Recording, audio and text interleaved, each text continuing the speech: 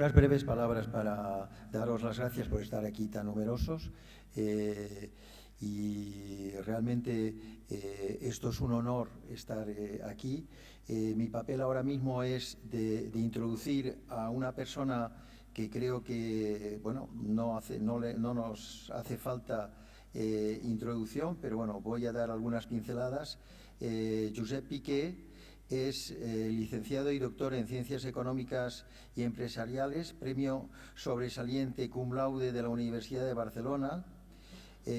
Como todos sabéis, ha tenido una parte de actividad política, por otra parte ha tenido una actividad empresarial y luego es un signo de los tiempos, en mi opinión, puesto que es un hombre profundamente catalán, pero al mismo tiempo profundamente anclado en la historia de España, puesto que ha sido ministro de Asuntos Exteriores, de Ciencia y Tecnología, en fin, cargos muy importantes.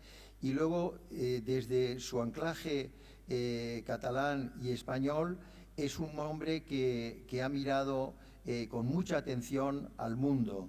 Y yo recuerdo una intervención suya en Sevilla que para mí marcó un antes y un después de mi forma de apreciar la realidad, y yo creo que su presencia aquí, con la agenda tan cargada que tiene, con las responsabilidades ahora mismo en la empresa privada, lo tenemos yo personalmente, y creo que todos nosotros debemos de agradecer su presencia aquí hoy en este momento. Muchas gracias, Josep.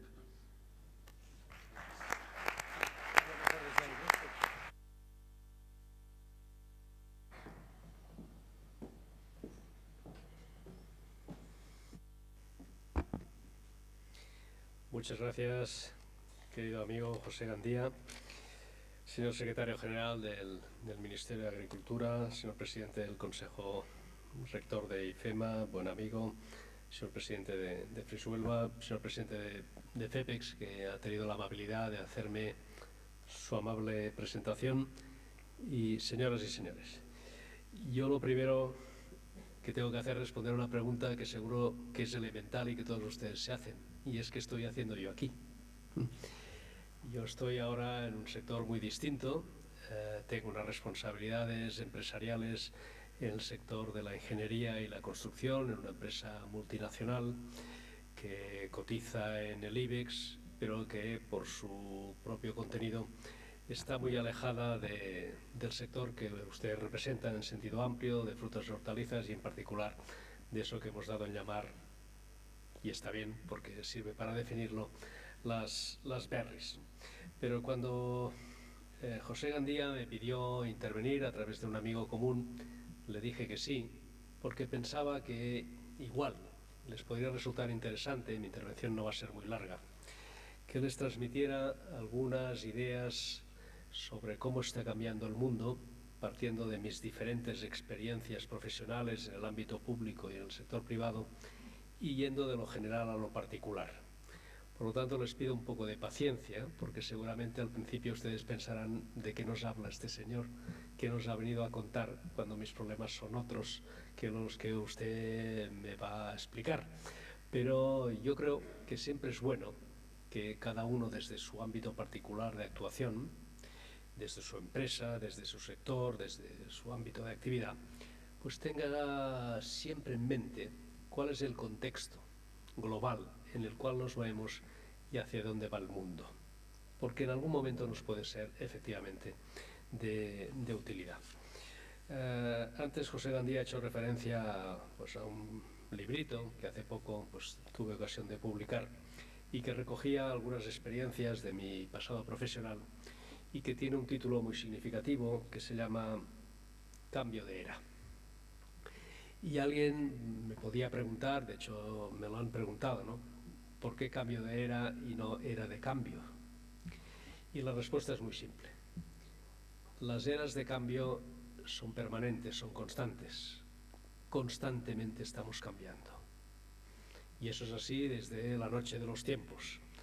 desde una perspectiva un tanto pedante, hablamos de la prehistoria como si en la prehistoria no hubiera historia. En la prehistoria pasaban muchas cosas, había historia. Y por lo tanto estamos permanentemente en una era de cambios.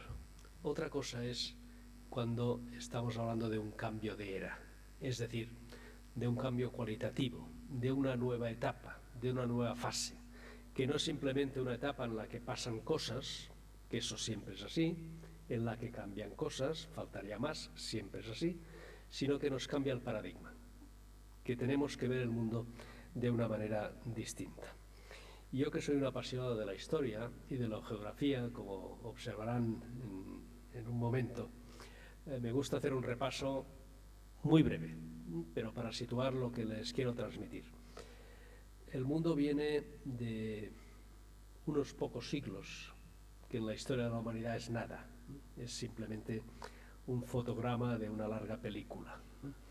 Pero el mundo viene de unos pocos siglos de hegemonía de eso que llamamos Occidente, el mundo occidental, que probablemente tiene sus inicios en la era de los descubrimientos, en el siglo finales del XV, el siglo XVI, el siglo XVII, pero que sobre todo tiene su base en la revolución industrial. El mundo occidental fundamenta su hegemonía en el planeta gracias a lo que hemos llamado la revolución industrial, que se inicia primero en Inglaterra, luego se esparce por algunos países de Europa y desde luego acaba abarcando los Estados Unidos y algunos otros países en el conjunto del globo. Y esa revolución industrial, junto al dominio de las rutas marítimas, pues abre un periodo de hegemonía de Occidente. El mundo es occidental. Y eso se refleja muy bien en los mapamundis que hemos aprendido todos en la escuela, en los que el centro del mundo está en el meridiano de Greenwich y por lo tanto reflejan una visión eurocéntrica del planeta. El planeta está visto desde Europa. Y esa visión eurocéntrica responde a una realidad, era así. Europa ha dominado hasta el final de la Primera Guerra Mundial, sin ninguna duda, el planeta en los últimos 500 años. La expresión máxima de eso fue el colonialismo. Europa, en sus diferentes países, pues fue una potencia colonial y pensamos, los europeos en su momento, que teníamos una especie de derecho natural a repartirnos el resto del planeta. Y así fue con África, con la práctica totalidad de África, así fue con América, con buena parte de Asia, la totalidad de Oceanía. Pero este mundo, que duró, insisto, unos pocos siglos, pero que es el más cercano a nosotros y es el que tenemos en nuestras mentes, empieza a cambiar con el final de la Primera Guerra Mundial, porque aparecen en el escenario potencias extraeuropeas. Los Estados Unidos, por una parte, y la naciente Unión Soviética, por otra. Hago la historia corta, porque el periodo entre guerras es un periodo muy turbulento, con la aparición de los fascismos, de los nazismos y de los estalinismos, y terminamos con otra guerra mundial al cabo de poco, la segunda, que termina pues, a mediados de la década de los 40 con un nuevo escenario que ya no es europeo, que sigue siendo en buena medida occidental, pero que ya no es europeo, porque la potencia hegemónica, por una parte, son los Estados Unidos como cabeza del bloque llamado occidental y por otra parte la Unión Soviética como cabeza del bloque llamado oriental. Y los que tenemos ya una cierta edad, yo el año que viene ya voy a ser sexagenario, pensábamos que ese mundo bipolar iba a durar para siempre, iba a ser eterno. Por una razón, porque por primera vez en la historia de la humanidad existía la bomba. Existía la capacidad nuclear de destruir el planeta varias veces. Y eso que los politólogos llaman el equilibrio del terror o la teoría de la destrucción mutua asegurada, nos hacía pensar que eso iba a durar para siempre, porque cualquier movimiento de uno de los dos bloques que llegara hasta el final, es decir, hasta la confrontación, como así ha sido siempre en la historia de la humanidad, cuando ha habido imperios que han intentado ser hegemónicos en el mundo, pues el resultado de esa confrontación iba a ser la destrucción mutua. Bien, eso, insisto, nos parecía eterno, pero un día descubrimos, como tantas cosas que nos han pasado en las últimas décadas de manera sorprendente, descubrimos que eso no era verdad. Un día descubrimos con estupefacción que caía el muro de Berlín, que era la expresión máxima de esa división entre dos bloques, de ese mundo bipolar, y que se abría un escenario nuevo. Si me permiten, abro un pequeño paréntesis sobre la humildad con la que tenemos que observar las cosas que nos pasan. Porque de las grandes cosas que nos han pasado en las últimas décadas, la mayoría de ellas no hemos sido capaces de predecirlas, de anticiparlas. He hablado del muro de Berlín, noviembre del año 1989. Podría hablar de la desaparición de una construcción política que nos parecía indestructible, como la Unión Soviética, agosto del año 1991. Podría hablar de los atentados del 11 de septiembre del 2001 en Nueva York y en Washington por parte de Al-Qaeda. Podría hablar de las llamadas primaveras árabes. Podría hablar de lo que está sucediendo hoy en Oriente Medio y la emergencia del llamado Estado Islámico. Podría hablar de la propia crisis económica, de tantas y tantas cosas que estamos intentando explicar a posteriori, pero que hemos sido incapaces, no los observadores profanos de la realidad, como lo pueda ser yo, sino los grandes think tanks internacionales o los servicios de inteligencia más sofisticados como la CIA o el Mossad o el KGB, pues hemos sido incapaces de predecir y nos han cogido por sorpresa. Pues bien, una cosa que nos cogió por sorpresa fue la caída del muro de Berlín en noviembre del año 89 y el desmoronamiento de esa división del mundo entre bloques. ¿Por qué sucedió eso? A posteriori ya lo podemos explicar. A posteriori sucedió eso porque al final Occidente, respecto al bloque soviético, al bloque oriental, al bloque socialista, fue capaz de hacer efectiva su enorme superioridad tecnológica, su superioridad al final también militar y sobre todo su superioridad desde el punto de vista de la eficiencia de sus sistemas económicos y de sus sistemas políticos. Y entonces mucha gente pensó, bien, estamos prácticamente ante el fin de la historia, porque si después de este enfrentamiento entre dos grandes bloques que disponen del arma nuclear, uno se rinde sin condiciones por inanición y otro surge como clarísimo vencedor también sin condiciones, a partir de ahí lo que representa el bloque vencedor pues se va a extender por todo el mundo y se va a acabar la historia. Todos los países vamos a abrazar la democracia parlamentaria y representativa tal y como la conocemos desde Occidente.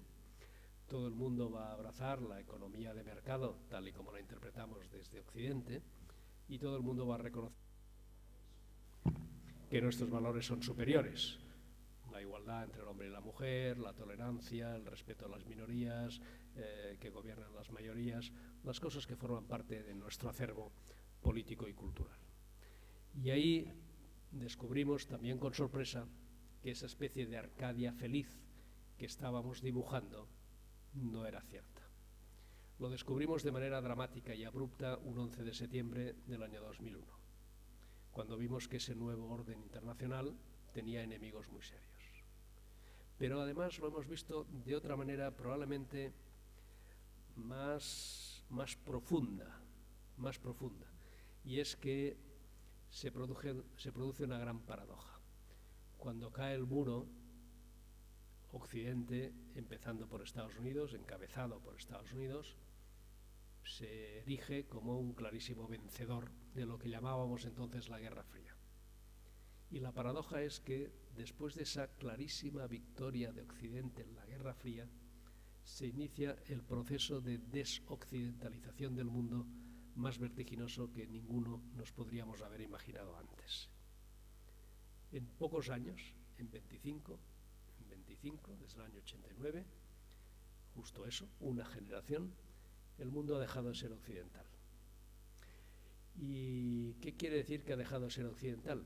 Que han surgido otras potencias, otras economías, otras realidades económicas que le están disputando a las potencias hegemónicas occidentales su papel en el mundo y en la correlación internacional de fuerzas. Y hemos pasado de un mundo bipolar a lo que se presumía que iba a ser un mundo unipolar con una única superpotencia, a un nuevo mundo que todavía no sabemos cómo va a terminar, pero que en cualquier caso se mueve entre un mundo apolar o un mundo multipolar. Y todavía no sabemos el resultado de eso, porque la dinámica es muy fuerte, muy rápida. Pero lo que sí sabemos es algo ya que me parece indiscutible. Y es que tenemos que ver el planeta de otra manera. Y eso vale para cualquiera de nosotros.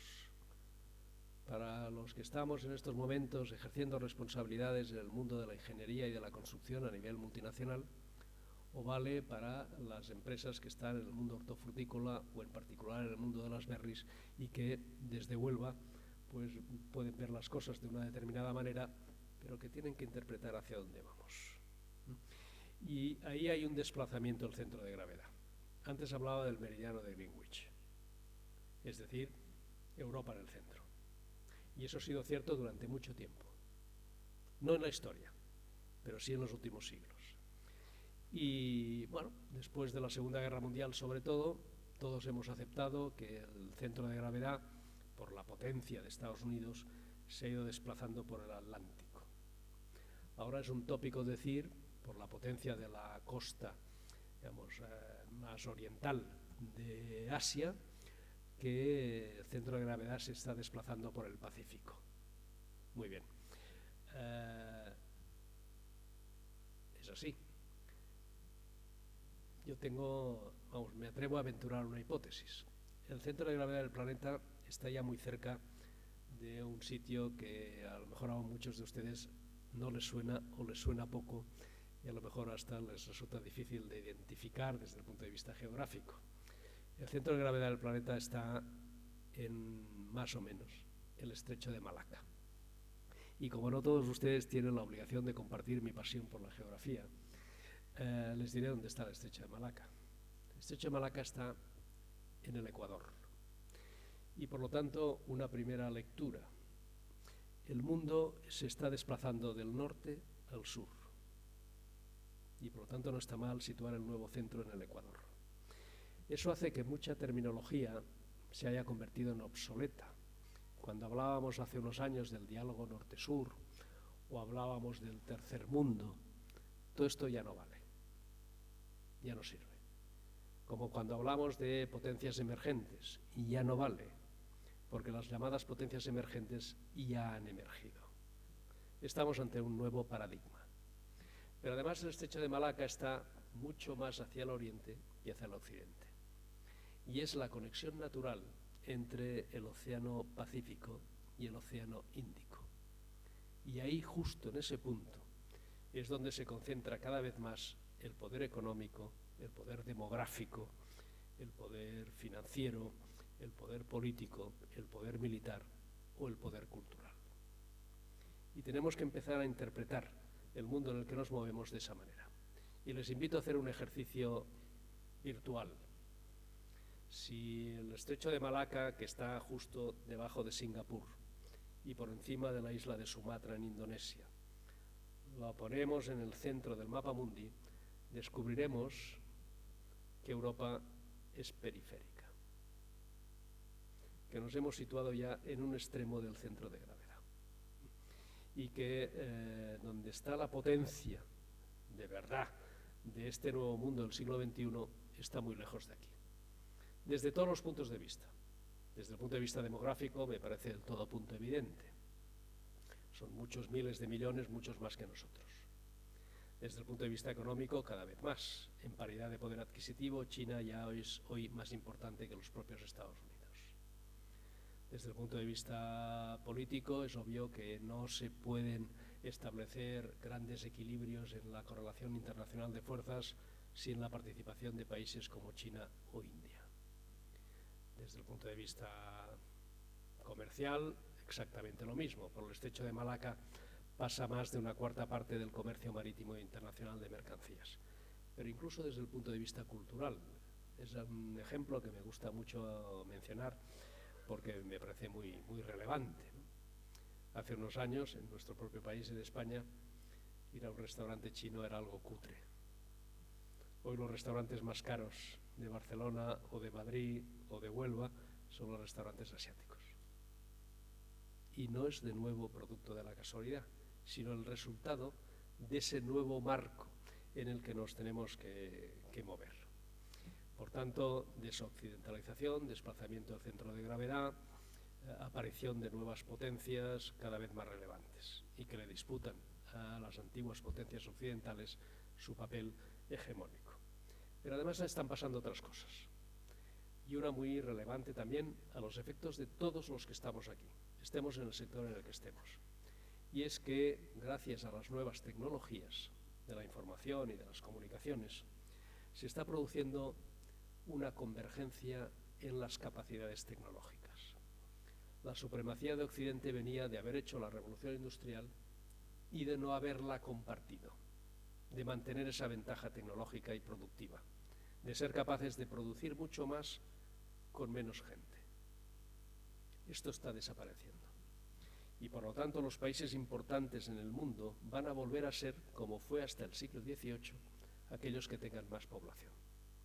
Porque hasta el siglo XVIII, como estábamos en el mundo estrictamente agrario con tecnologías muy poco sofisticadas, los países que más producían eran los que más gente tenían.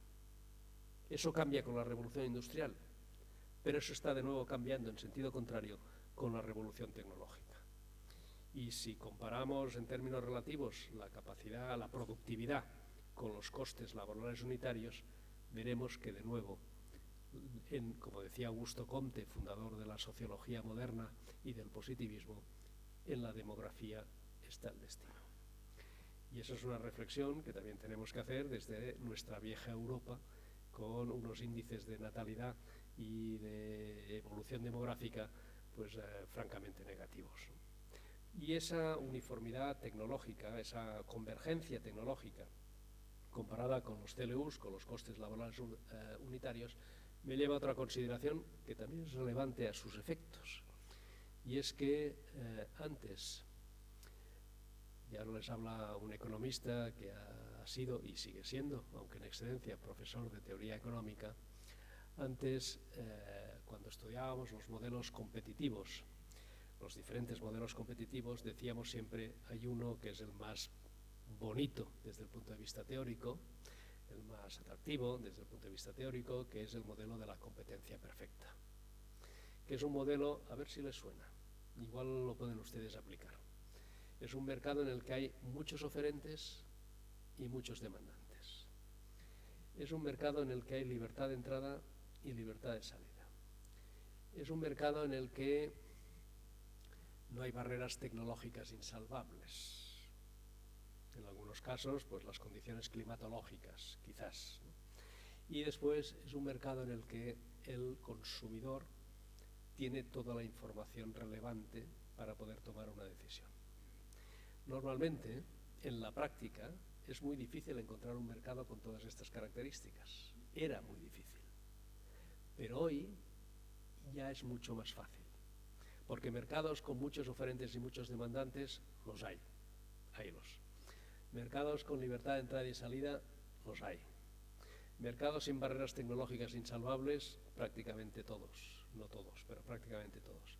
Pero lo que fallaba siempre era la capacidad del consumidor de disponer de toda la información relevante para tomar la decisión más oportuna. Y ahora esto sí que ha cambiado.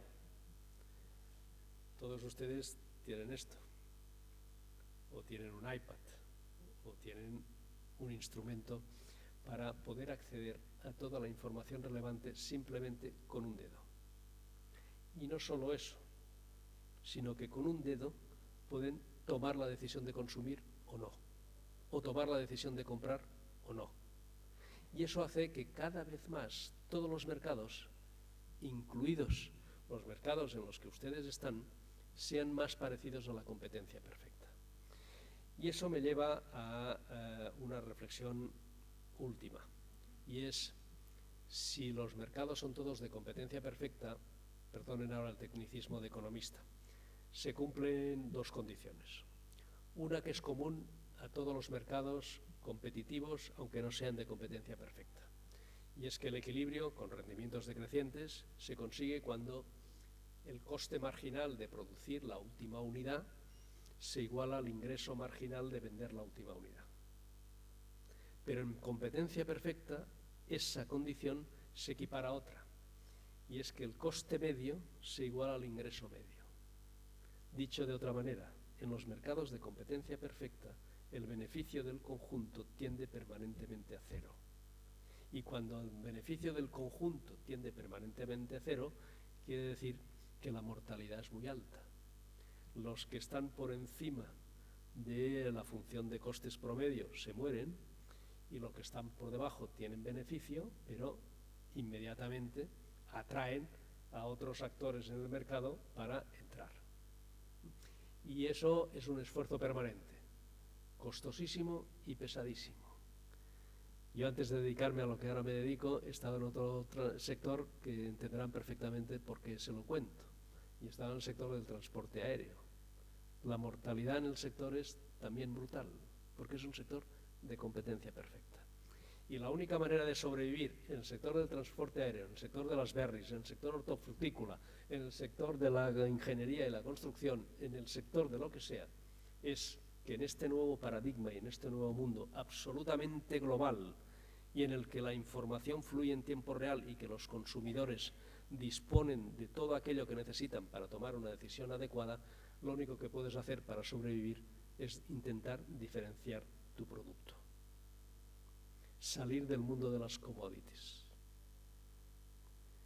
Y eso es muy difícil. Un billete en un avión es una commodity. Probablemente un kilo de fresas también. Salvo que introduzcas elementos en tu producto y en la presentación de tu producto, vía marketing, vía capacidad de comercialización, vía innovación, vía abrir canales de comercialización, que hagan que tu producto sea de alguna manera diferencial y que el consumidor esté dispuesto a comprarlo aunque sea pagando un poquito más. Y esa es la condición de la supervivencia. Y por eso he tenido la desfachatez, si me lo permiten, y la osadía y un poco el atrevimiento intelectual de alguien que no sabe nada de su sector, de los sectores en los que ustedes están, pues venirles a comentar algunas cosas y hacer pues, eso, una reflexión de carácter general.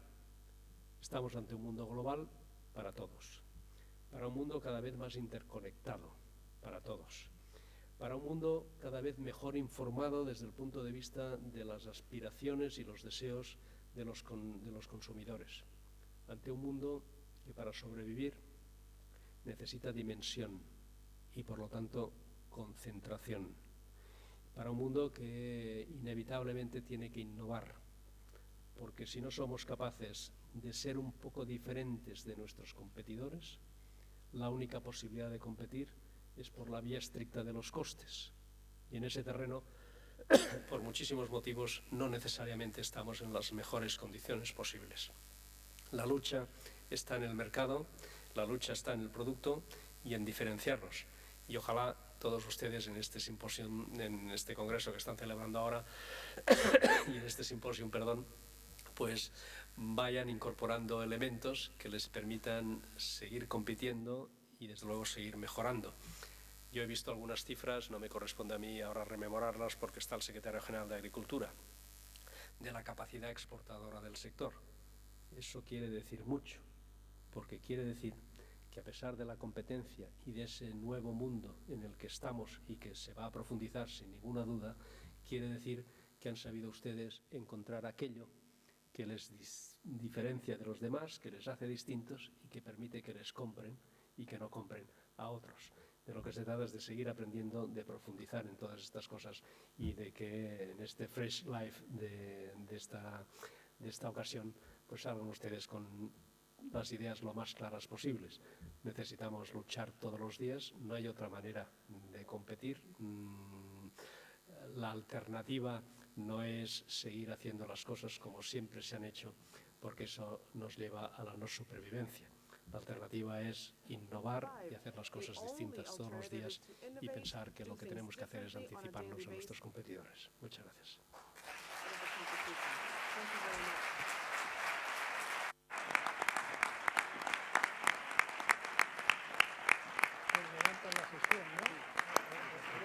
Está fantástica.